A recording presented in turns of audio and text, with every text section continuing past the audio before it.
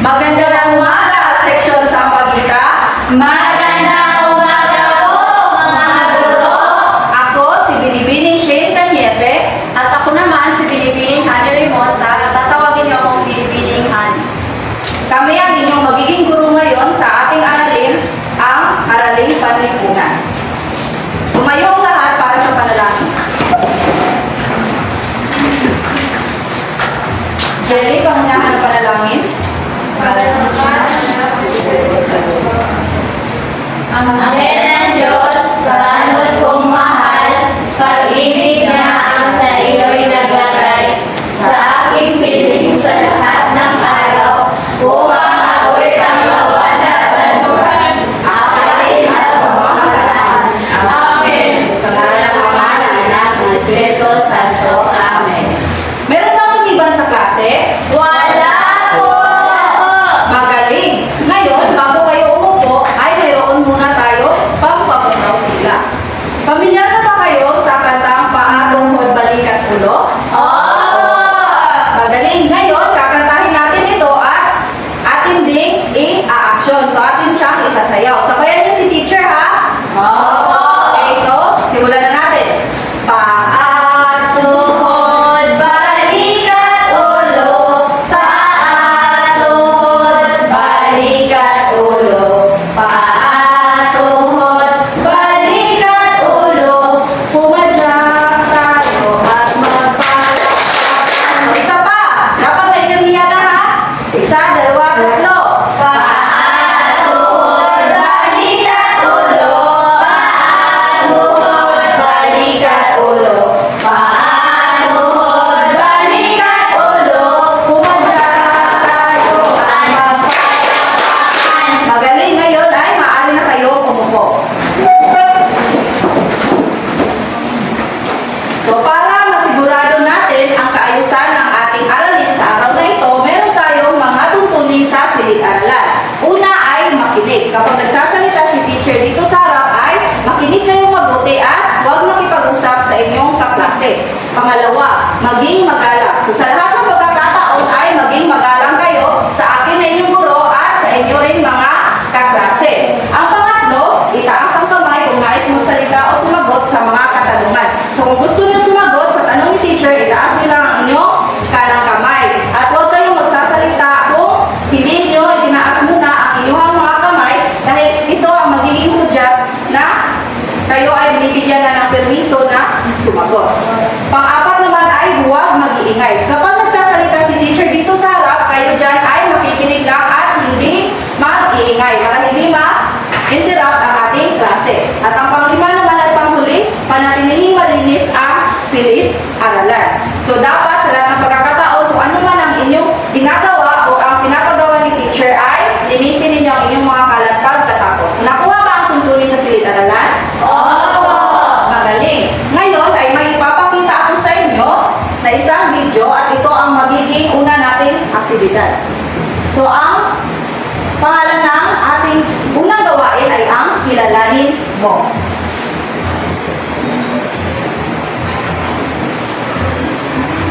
Panoorin ninyong mabuti ang video dahil pagkatapos ay may mga katanungan si teacher.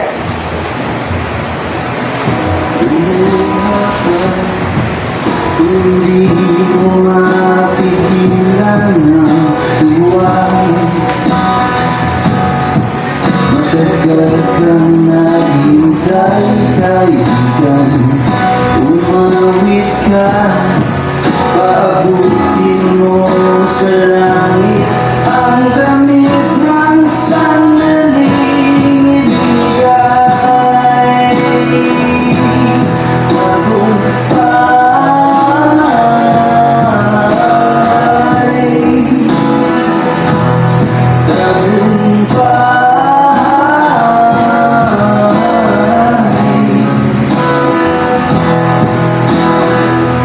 Alam ng puso, kailanman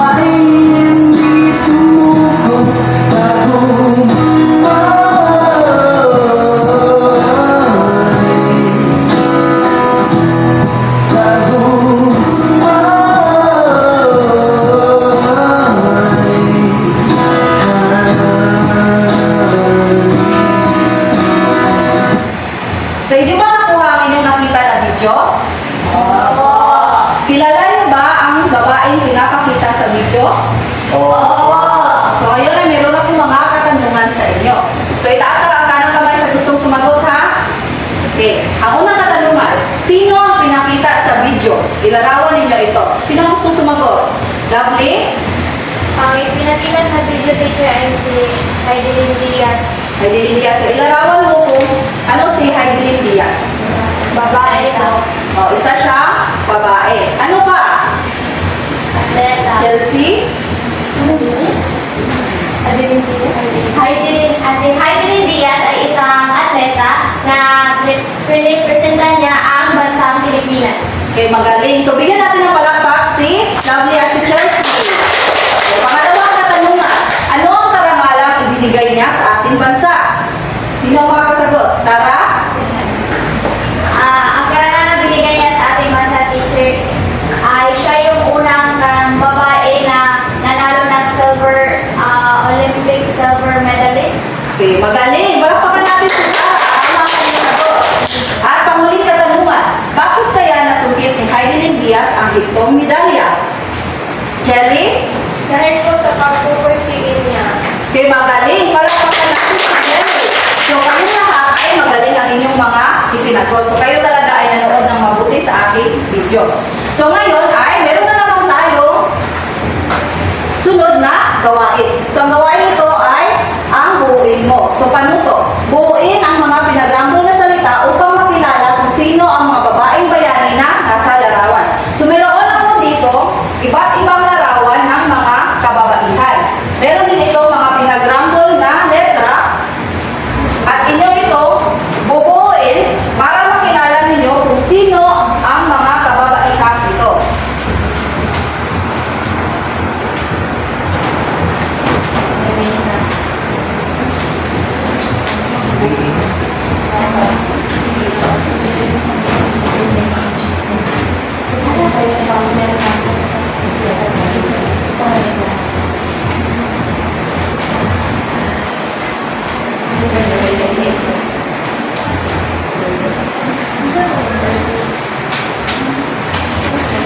Meron pa kayong nakikilala sa mga yan? Oo! Okay, so makantay muna class sa akin.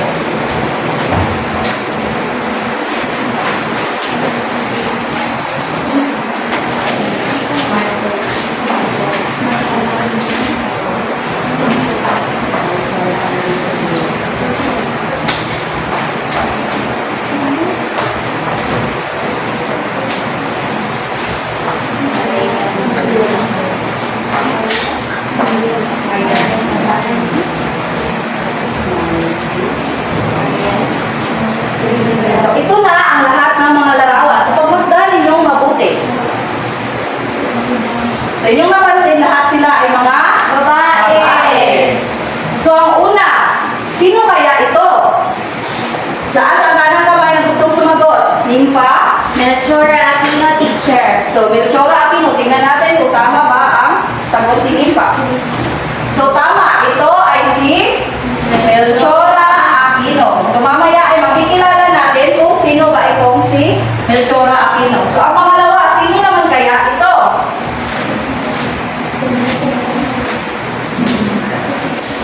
Sino ang gustong sumagot? Si Carlo teacher.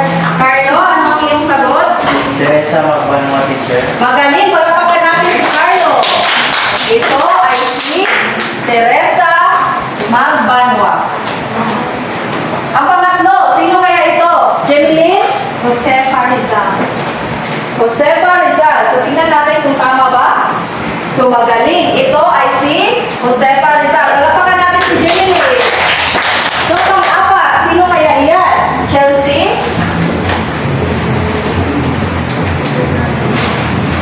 Si Sino yung Gregoria de pang-apat? Jesus teacher. Sino?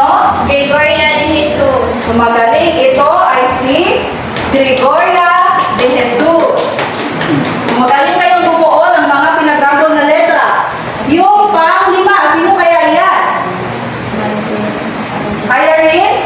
One teacher. Maricel Agoncillo. Sino? Maricel Agoncillo. So, konti. Oh, Marcela. So, ito ay si Marcela Agoncillo. Hindi Maricela, Marcela Agoncillo. Yung pang-anim, sino kaya yan?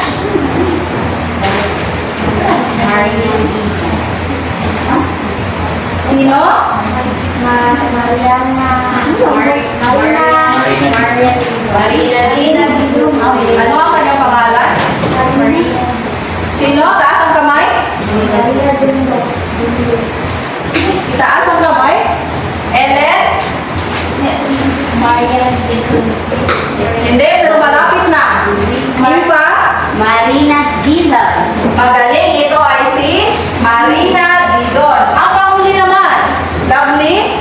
Trinidad Dizon. Magaling. Ito ay si Trinidad Texon. So, palakpakan niyo ito ng sarili at sarili niyo. Ang bilis ninyong nabuo ng mga pinagambol na letra. So, ngayon, itaas pa rin ninyo ang inyong mga kanang kamay kung gusto niyong sumagot.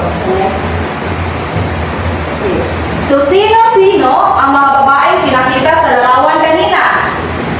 Sino-sino? Nympha? Langha teacher. Oo. Victoria Aquino, Teresa Babanwa, Josefa Rizal, Gregoria Dizos, Marcela Boncillo, Marina Dizon at Trinidad Texon. Magaling. So lahat, walang nakalitaan si Nympha sa lahat ng mga babaeng pinakita sa larawan. Sino ang nakakakilala kay Melchora Aquino? Ano ang inyong natatandaan o nalalaman niyo tungkol kay Melchora Aquino? Sarah? Si Melchora Aquino po ay ang ina ng Katipunan. Ina ng Katipunan. So, titignan natin ngayon kung tama ba si Sarah. Ito. So, si Melchora Aquino ay mas kilala sa tawag na Tandang Sora at ina ng Balinawa. Pero tama pa rin yung sinabi ni Sarah dahil pwede rin siya tawagin na ina ng Katipunan. Ang kanyang bahay ay nagsilbing pagamutan ng mga sugatang katipunero. So, noong panahon ng revolusyon, ito si Tandang Sora o si Melchora Aquino, ang kanyang bahay ay naging parang hospital dahil sa kanyang bahay pumupunta ang mga katipunero na nasugatan para gamutin. So, ipinagdakip siya ng mga Espanyol at ipinatapon sa isla ng Marianas. So, yung nalaman ng mga Espanyol na tinutulungan niya ang mga katipunero, siya ay pinatapon sa isla ng Marianas. So, namatay siya sa edad na 107. So, sobrang tanda na ni Tandang Sora nung siya ay namatay. So, ang pangalawa, sino naman si Trinidad Texon? So, ito. Meron ba kayong nalalaman tungkol kay Trinidad Texon? Wala. So, hindi masyadong familiar si Trinidad Texon. Ngayon, malalaman natin sino naman si Trinidad Texon. So, si Trinidad Texon ay kilala bilang ina ng piak na bato. So, kung si Melchora Aquino ay ina ng Katipunan o ina ng Balintawak, ito naman si Trinidad Texon ay ina ng piak na bato. So, bakit kaya tinawag siya na ina ng piak na bato? So, isa siya sa ilang kababaihan na humawak ng armas at nakipaglaban kasama ng kalalakihan sa revolusyon. So, hindi lang pala lahat ay mga lalaki nung panahon ng revolusyon na gumamit ng sandata at nakipaglaban sa mga Espanyol. So, binansagan din siyang ina ng Red Cross para sa kaniyang paglilingkod sa mga kasamang katipunero. So, siya ay tinatawag na ina ng biak na bato at ina ng Red Cross. So, ang sunod, sino sa kanila ang kapatid ni Jose Rizal? Si Josefa Rizal. So, bakit nyo nasabi na si Josefa Rizal ang kapatid? Magkapagayan sila ng Ay, pareho sila ng apelyido. So, sino naman kaya itong si Josefa Rizal? Si Josefa Rizal, Panggoy kung tawagin, ikasyam na kapatid ni Dr. Jose Rizal. So, pangulo ng lupon ng mga kababaihan. Siya rin ay taga-ingat ng mga lihim na dokumento ng samahan. So, sumali siya sa Katipunan at siya ang taga-ingat ng mga sekretong liham ng Katipunan. Tapos, pinoprotektahan niya ang mga katipunero sa pamamagitan ng pagkanta at pagsayaw upang malinis ang atensyon ng mga Guardia Civil. So, ini-entertain nila ang mga Guardia Civil noong panahon ng revolusyon para hindi nito malinis ang mga atensyon nila at hindi nila malaman yung mga pinagagawa ng katipunero.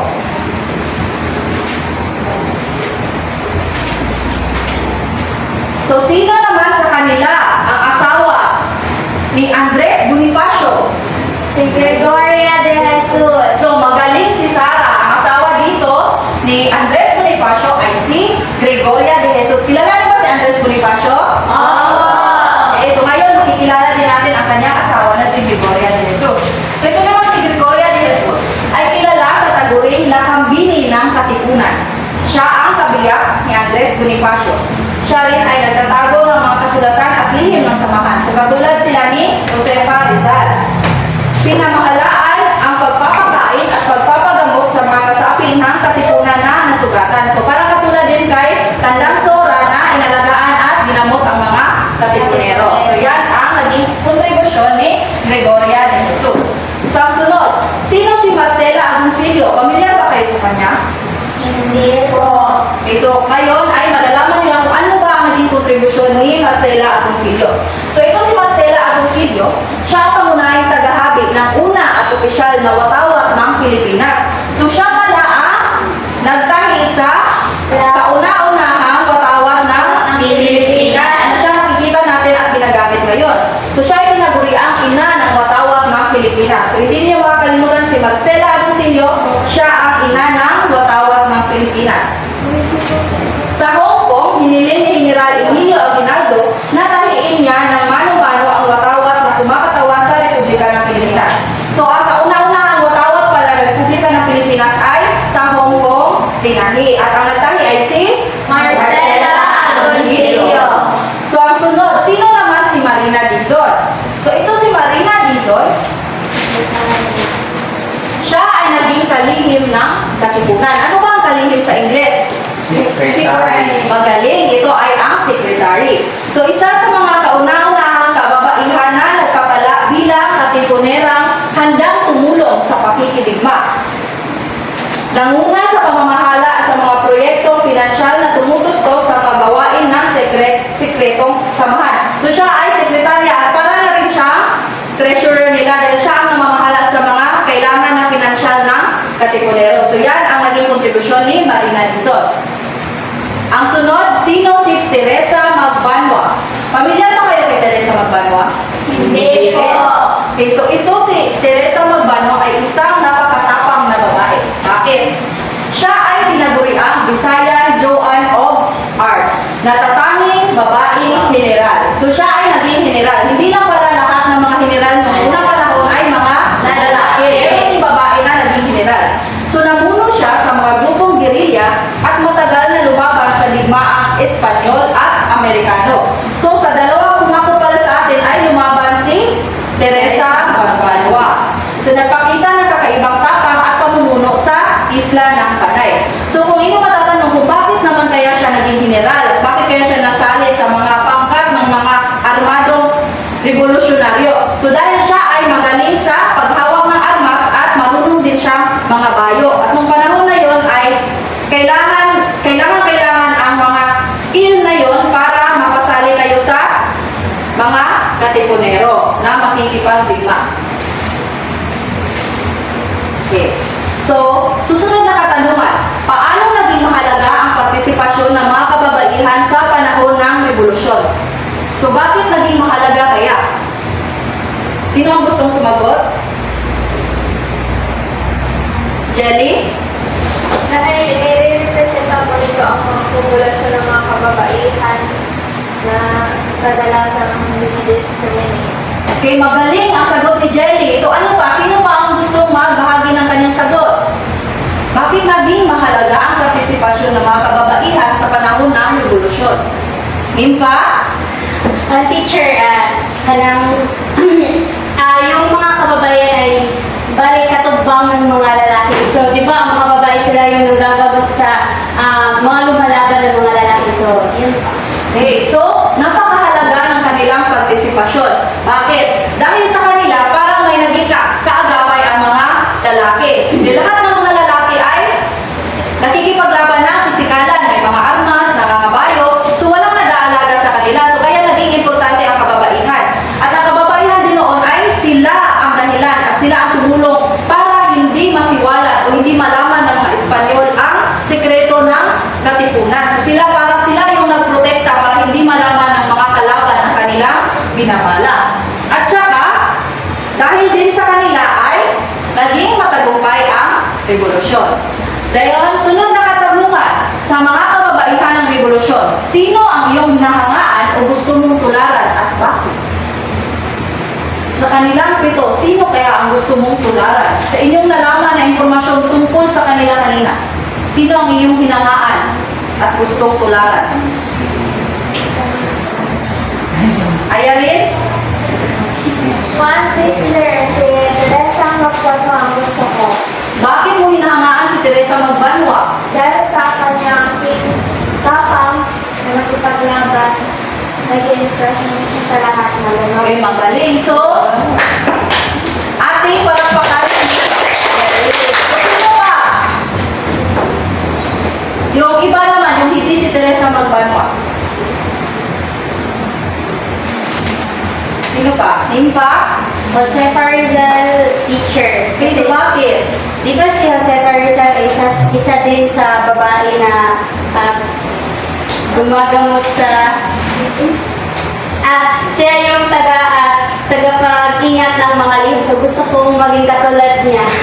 Okay, so magaling pala ito. Magtanong ng lihim si Nimfa. Okay, so palabakan natin si Nimfa. Okay, magaling. So lahat ng yung mga sagot ay tama. Next. So, anong aral naman ang dapat matutunan mula sa ginawa ng mga makabayang kababaihang Pilipino sa paggamit ng kalayaan noon? So, anong aral? Pari lang simple ang iyong sagot. Helen? So, ang aral na aking natutunan ng teacher kay kaning sa una kay dapat dahil kay kanyang isa nung babae kay mag-aaral niya rin kay Silvi. Nakakuha na dyan mong Makatabang gihapon sa para i-fight ang atuang freedom, atuang kalayaan. Sino ba ang gustong sumagot? Chelsea? Ang aral na natutunan ko mula sa kanila ay dapat nating lakasan ang ating loob at para meron din tayong contribution sa una. Oh, sa At panahon. sa history sa karon. Okay. So dahil sa kanilang mga contribution, ngayon ay nakilala natin ang kanilang mga pangalan. So ang pinaka-aral talaga natin makukuha sa ating aralin ngayon ay hindi porket babae ka, wala ka ng mayabag, wala ka ng magiging contribution. At dapat hindi natin gagawin batayan ng ating pagiging babae para masabihan tayo ng iba na mahihina. Dahil kaya-kaya natin, tingnan nga natin si Teresa Magbanwa ay naging general. Kaya niyang humawak ng armas, kaya niyang mga bayo, kaya niyang makipaglaban. Kahit siya ay mamatay, kaya niyang isugal ang kanyang sarili. So hindi pala puro lalaki lang ang mga bayani. Next. So ngayon ay makinig kayo mabuti kay Teacher Honey para sa inyong susunod na aktibidad. Kumusta mga bata? Okay, parang inaantok na kayo. So, nakinig ba kayo mabuti sa diskusyon ni Binibining Shane kanina? Okay, kung talaga nakinig kayo ng mabuti ay merong ipapasagot si Binibining Honey sa inyo.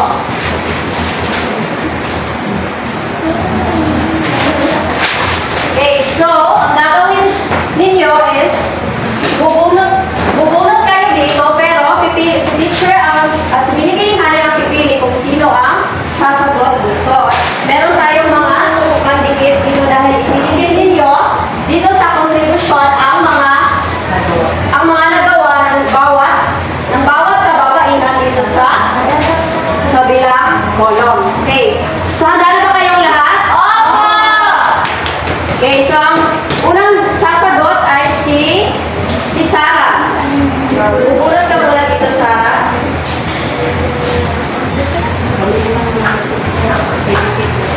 So, idikit mo sa kung anong nararapat na babae ang may contribution ng nabulot. Ang pangalawa na mabubulot ay si Chelsea. Pangatlo si Jelly. At pang-apat si Lovely. Pang-lima si Carlo. Teacher. Pang-anim si Nimfa. At pang-pito si Irene.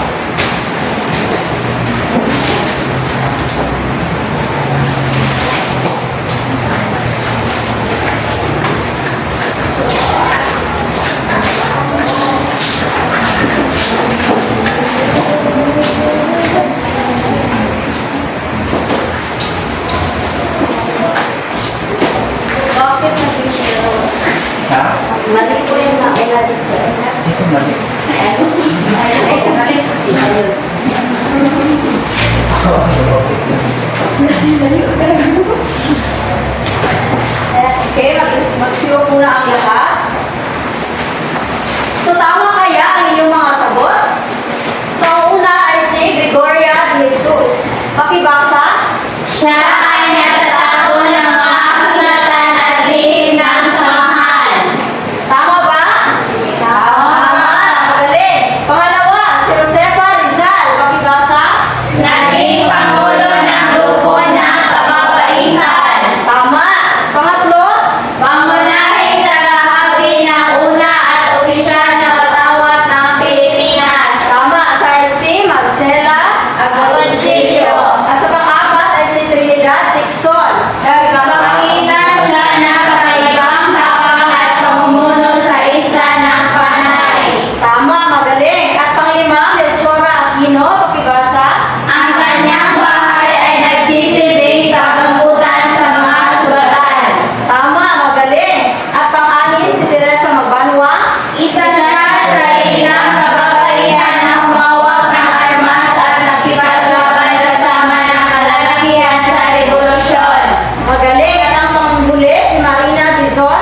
Nangunan siya sa pamamahala sa mga proyektong pinansyal na tumutusok sa maraming gawain ng sekretong samahan. Ang gagaling nyo namang lahat. Nakinig talaga kayo mabuti kay Binibining Shane. At dahil magaling kayong lahat, bigyan ninyo yung sarili ng isang malaking bilog na palakpak. Okay, so, hindi ba dyan nagtatapos? Gusto nyo pa ba ng isa pang aktibidad? Opo! Okay, so ngayon ay hahatiin ko kayo sa dalawang grupo. So ito ang unang pangkat at ito naman ang pangalawang pangkat. So meron kayo dito, magpipili naman kayo ng isang magre-representa ng inyong grupo. Ito naman ang isa. At ngayon ay merong babasahin na katanungan si teacher. At ngayon,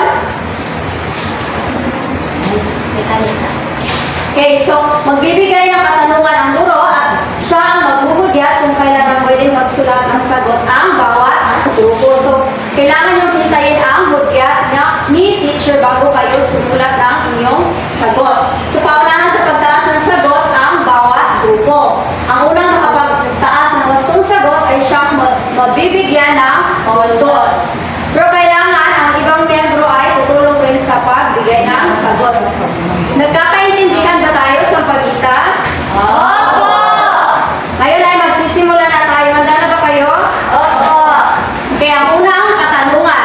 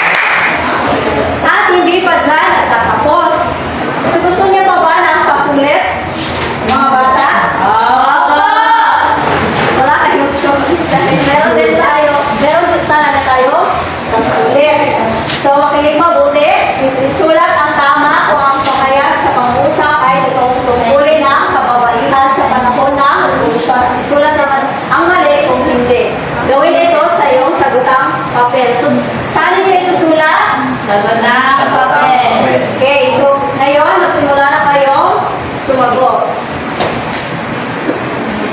May tapos na ba kayong lahat? So, exchange muna. So, okay, so exchange muna kayo sa inyong mga papel. Okay, naka-exchange na ba ang lahat? Okay, so ngayon, atin ang sasagutan. Pakibasa ang unang numero. Ang Milanayan ay nagsanay sa pagbawang ng armas sa panahon at natutong sumakay sa kabayo upang makalaban kasabay ng kalalakihan sa revolusyon. Tama o mali? Tama! Tama. Pangalawa. Kumikilos sa kababaihan ayon sa kanilang pagnanais at sariling pagkukusa. Tama. Pangatlo. Nagkaroon sa sariling pangkat ang kababaihan noong panahon ng katipunan. Tama o mali? Mali! Mali. Pangapat. Nagmula sa kontra ang panitiktik o pagkatakang matuklasan ng mga kalaban ng kanilang estratehiya sa labanan. Tama o mali? Mali! Ito ay tama. Ito po. Okay, panglima. Pakibasa. Sa tulong ng kababaihan, manatiling dilim ang pangkat ng katipunan sa loob ng 4 na taon. Tama o mali? Tama! Tama. Panganim. Ang ilan sa kanila ay nagsilbing tagasuri o tagatago ng mga mahalagang dokumento. Tama! Pangulo. Nagpakita sila ng katatagan sa kabila ng inisan ng kanilang mga bilang upang tumakas sa digmaan. Tama o mali? Mali! Mali. Pangulo. Naging general ang ilan sa mga kababaihan noon. Tama. Tama. Pagsyam. Mayroon din kababaihan na nagpakita ng kanilang katapangan sa pamilan ng pagsulat ng mga akdang laban sa mga dayuhan. Tama o mali? Tama! Tama. Pangsampu. Ang kababaihan sa katipunan ay nagpapain, nagpagamot at iba pa ay namumuno sa ritual ng samahan. Tama o mali? Tama! Sino ang nakuha ng perfect? Saan kayo nagkamali? Sa 4 at sa... Okay, so kaunti lang naman ang inyong mali. So magaling pa rin kayong lahat, kaya palakpakan ninyo ito, ha? Para kayo mabuti. At ngayon ay meron kayong takdang aralin. Pakibasa mga bata. Maghanap ng larawan ng isang babae sa tingin mo ay may mahalagang naiambag sa ating lipunan sa kasalukuyang panahon. Idikit ito sa loob ng kahon at sumulat ng 2 pangungusap tungkol sa kanyang mga nagawa sa bayan. Gawin ito sa long bond paper at ipasa sa susunod nating pagkikita. Naiintindihan niyo ba yung binasa? Opo! Okay, meron pa ang babala. Pakibasa. Mag-ingat at paggamit ng gunting kung sakali kailangan ninyong tukuyin ang hanap ninyong larawan. Humingi ng tulong sa nakakatanda kung kinakailangan. Okay. So ngayon, huwag niyong kakalimutan ang inyong takdang aralin. So si Teacher Shayna ang susunod. So para sa inyong patapos na gawain, lahat ng kababaihan, sabay-sabay natin itong bigkasin. Kung kaya ng mga lalaki, kaya rin namin mga babae. Ako ay babae, hindi babae lang. So ating ulitin, lagyan natin ng damdamin. Sa 2, 3. Kung kaya ng mga lalaki, kaya rin namin mga babae. Ako ay babae, hindi babae lang. Palakpakan natin ang ating mga sarili. So ngayon ay tumayo na lahat para sa ating panalangin. Sa ngala ng Ama, ng Anak, ng Espiritu Santo. Amen. Sa ngala ng Ama, ng Anak, ng Espiritu Santo. Amen. Paalam